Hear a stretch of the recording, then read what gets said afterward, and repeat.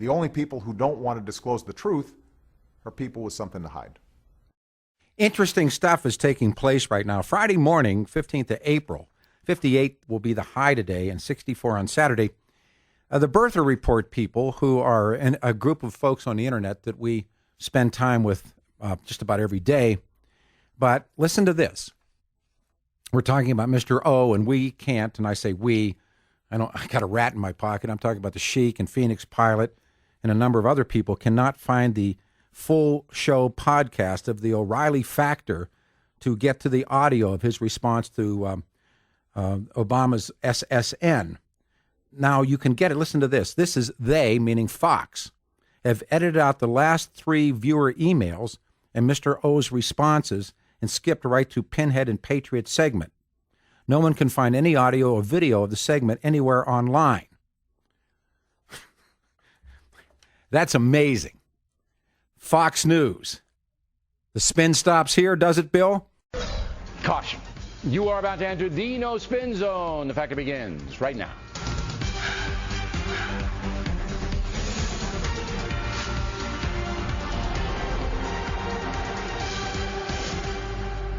Now, the Mail, Marianne Roush, Ocala, Florida. O'Reilly, well, I am so glad you cleared up the myths surrounding President Obama. Come on, Bill, give us facts, not opinion.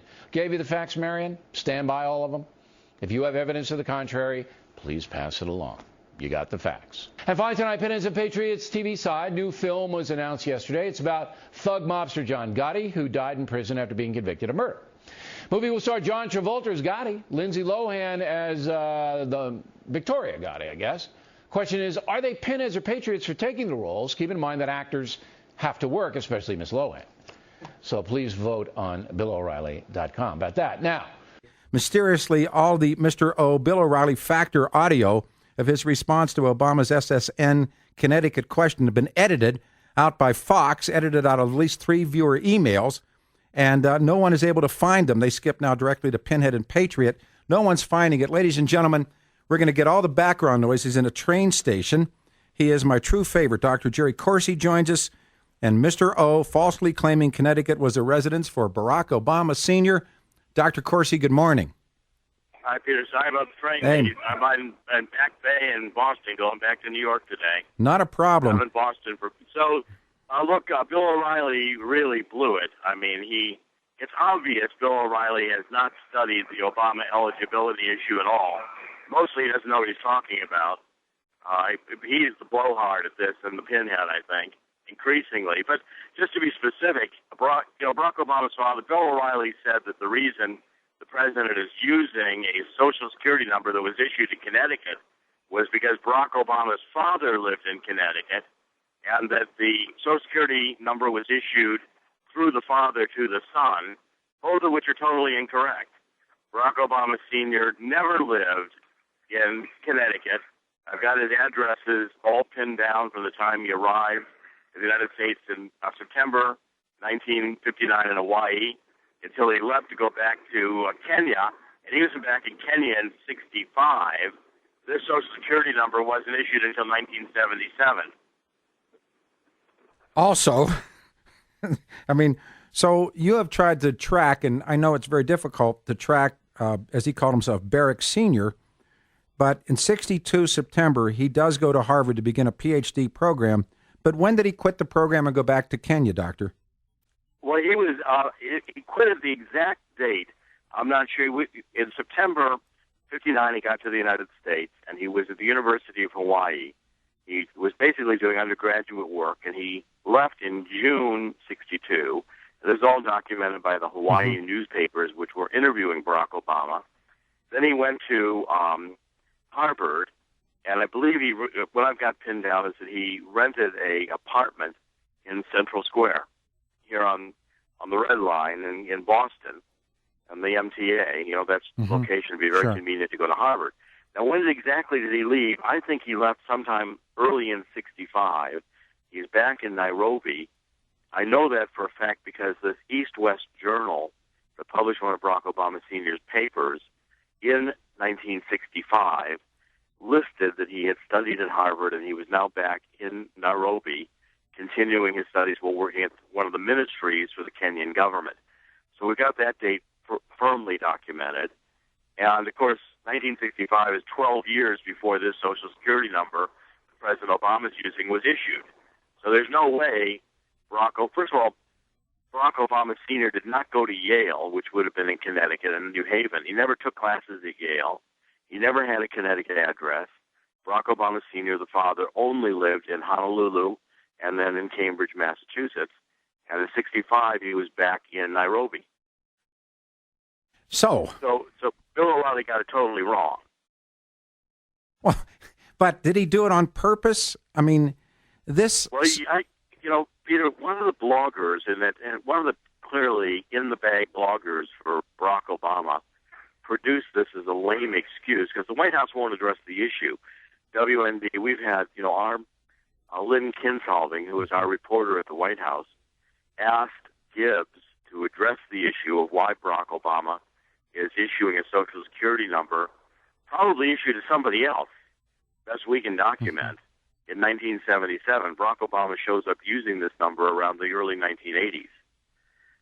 We don't know that it was issued to Barack Obama. And Gibbs would not answer the question. Now, one of these bloggers came out and said, well, the reason he got the number Social Security number issued in Connecticut was his father was there. It was a lame excuse, trying to provide it, answered that one, check it off the box. Response, even though the answer was wrong, no factual basis. Barack Obama Sr. never lived in Connecticut, and the answer is totally non-responsive. Bill O'Reilly fell for it because why? Go ahead. The problem I have, Doctor, is this is a man who has claimed to see the truth on the first morning with the emails that now you can't get any of that. Fox has taken it down, and I can't, and I have. Not that I can do it, but there are two guys on this staff that are excellent at finding stuff on the internet. All of this has been either scrubbed or taken down or whatever you want to call it, dismissed. But he said Barack Obama was born in a hospital in Honolulu and a factor stands by it. Words to that effect. And I said, well, name the hospital, Mr. O. I'm sorry, sir. No, you, please. Yeah, well, the hospital also has not been named, and O'Reilly, again, is slipping through these things. Fox has scrubbed O'Reilly's mistakes off the internet. But what does that say? What does that say about them? Well, and again, Fox is, people think, Fox is a conservative station, and it is, compared to the others. But Bill O'Reilly has been more concerned that he gets interviews with Barack Obama, and has been a big defender of Barack Obama. Peter, when you really look at the eligibility question, it's one of the points I've been wanting to make. It's really the emperor has no closed story. That's what this is. It's looking at the president and saying, this guy is not eligible to be president for a variety of reasons. Dual citizen at birth, probably adopted in Indonesia, a citizen in Indonesia. We don't know where he was really born. We can't get the long-form hospital-generated birth certificate. So the emperor has no clothes.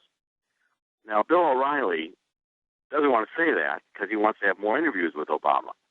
So increasingly, you've got O'Reilly out there in the tank for Obama, supporting him on the eligibility issue and calling pinheads the millions of Americans who care about the Constitution and want to see the proof that Barack Obama is eligible to be president under Article 2, Section 1 of the Constitution. All right, listen, we got something for you I want you to listen to. The Sheik is the man. Sheiky, if you would. Virginia, Mr. O, thanks for the facts. What about Obama having a Connecticut Social Security number? He never lived there. But his father lived in Connecticut for several years. John, babies sometimes get numbers based on addresses provided by their parents.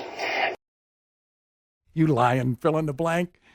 You've lied for 3 years, and now you're dead bang caught. You wouldn't even show up on your own show last night. Sheik, play it again. This is Mr. O. You can have this one. Bronny just came in. Give it to Bronny for 850 KOA. Truth will out. Play it again. Virginia, Mr. O, thanks for the facts. What about Obama having a Connecticut Social Security number? He never lived there.